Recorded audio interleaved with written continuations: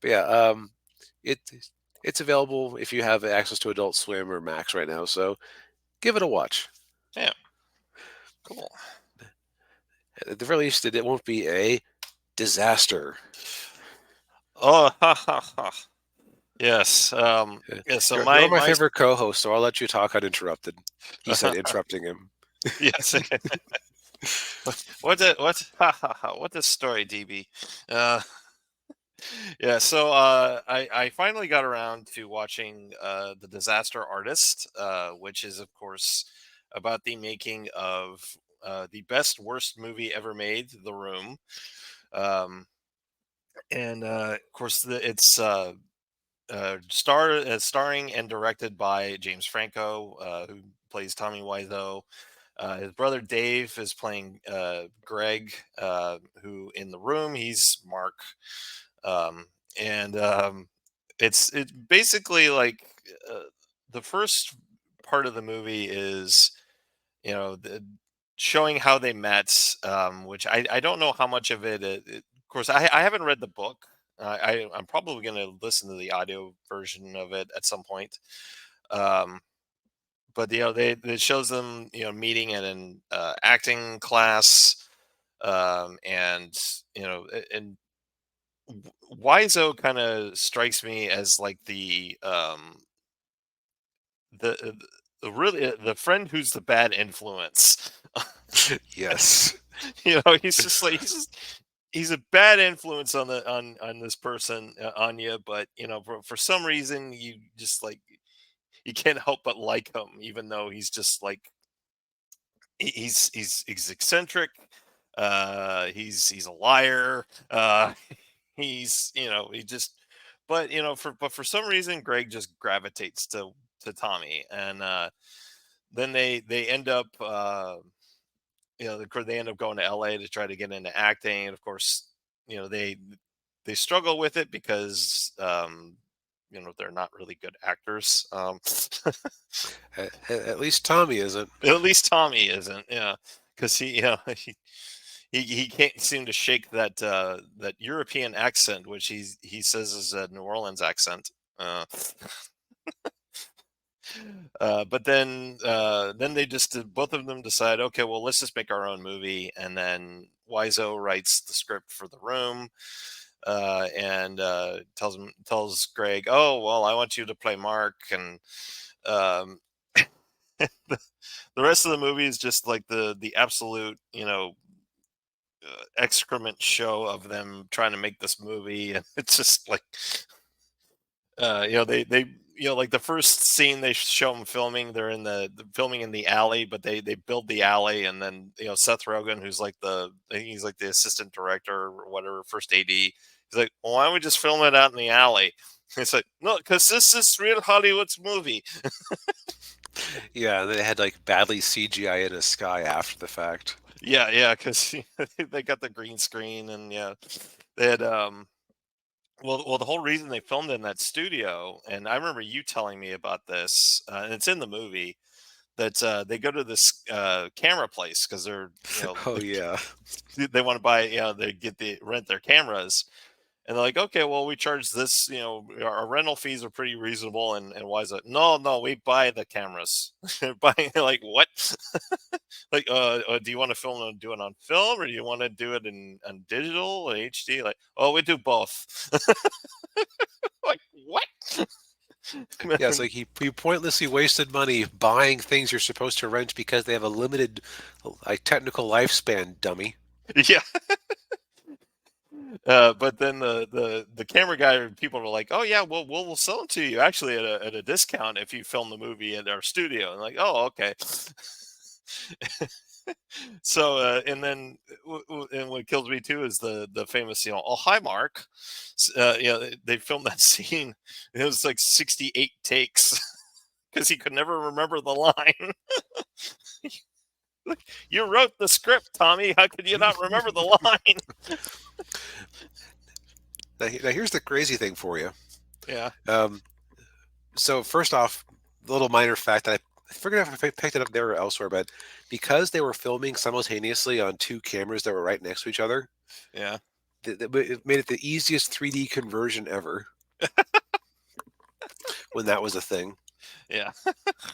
Um, but also, uh, when I watched this movie, I was actually a little bit disappointed because they left out some of the funniest stories and bits from the audiobook. So I can tell you that if you liked that, the book's even better. Okay. Yeah, I'll definitely have to listen to that audiobook. But yeah, it's and what got me too was when they were filming the love scene, and he's Oh just running no. around, he's walking around completely naked and doesn't care. You know, like, should we have this? Should this be a closed set? No, this is open set. It's like, oh god. Man. Yeah, Tommy Wiseau is like a interesting study in like being a completely totally incompetent and yet somehow turns out something that people enjoy.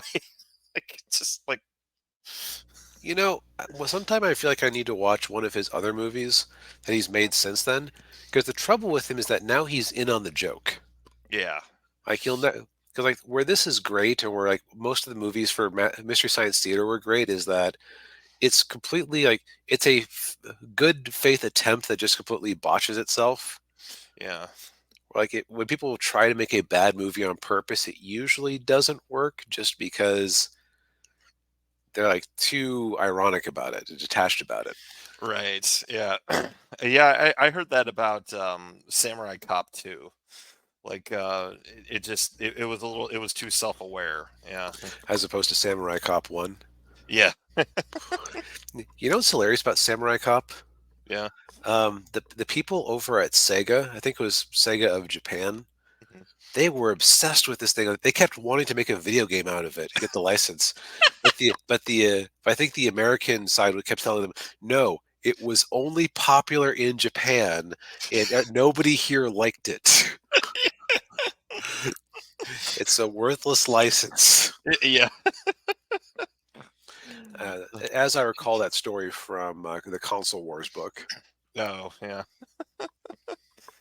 But yeah, I mean this was an interesting movie, and I thought it was kind of really a fun little in depth look at the making of this movie, and I really like during the premiere when they're all watching it and they're like and the what's his name the guy who played PETA from the Hunger Games. He plays the guy who was the kid in the Mhm. room, and he's like, is it just me or is this really bad?" Yeah, and then then and then the audience just starts laughing, and then then Wiseau gets up after the end of the movie. Said, "Well, thank you all for enjoying my comedy." Yeah, I remember Mike from Mystery Science Theater kind of tearing into Wiseau when he about that because it's like he didn't like that he like, look, like you did a bad job. You can't just hide behind the fact that it was a comedy all along.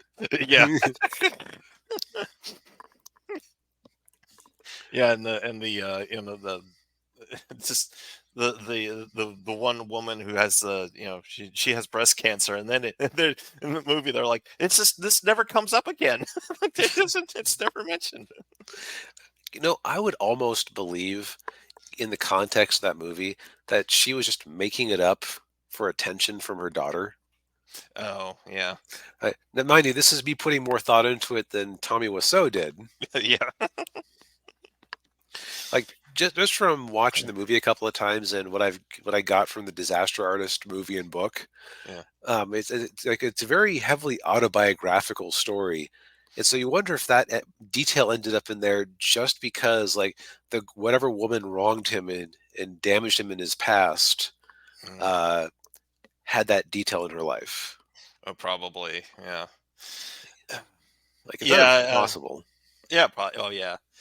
And the other thing too I liked was that they actually recreated a lot of the scenes from the movie in this. With like Franco playing Wiseau doing the Yeah. going into the flower shop, and Yeah, like well, this movie was really like it was a phenomenon at the time. It's kind of easy to forget.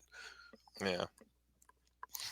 I know that among other people, internet reviewers like the Nostalgia Critic helped bring a lot of attention to it because people like me hadn't ever heard of it before. Yeah. So Tommy Wiseau definitely profited off of me because of Nostalgia Critic. Oh yeah. Yeah. Yeah. Of course, we don't know where he got his money. Yes. So so whatever money he had before making the room, he obviously has made more money since then. Yeah. I mean, from what I could tell, he ran a bunch of kind of hole in the wall fashion shops Uh, that throughout California, and the version where he isn't like mob connected or something is that he was selling counterfeit jeans and stuff. oh, I can see that. So like, there's a lot of money in if you can do that. Yeah, there is. Yeah. Yeah. But yeah, it's on Netflix right now, but I think it leaves at the end of the month. Oh, so then you have there's something for you to watch for the weekend. That's good. Yeah.